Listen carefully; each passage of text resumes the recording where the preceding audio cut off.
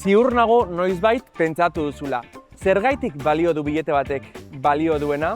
Hau da, nork erabaki du 5, 10 edo 20 euroko bileteak egotea, eta ez 15 euro edo 30 euroko bileteak adibidez, eta itzoin. Zergaitik ez 3 euroko txanpona bat? Ondo egongo litzateke, ez da? Ba, kontua da guzti hori Europako banku zentralak erabakitzen duela.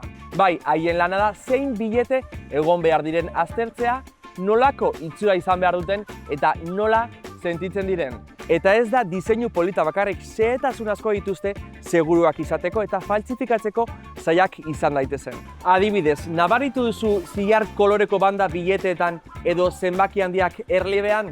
Guzti horrek bereizten laguntzen du, baita ukitzean ere. Mikrotestuak, tinta bereziak eta kolorez aldatzen diren zenbakiak ere badaude. Bilete batek paper bat besterik ez dirudi, baina egia esan teknologiaz eta erabakiz beteta dago.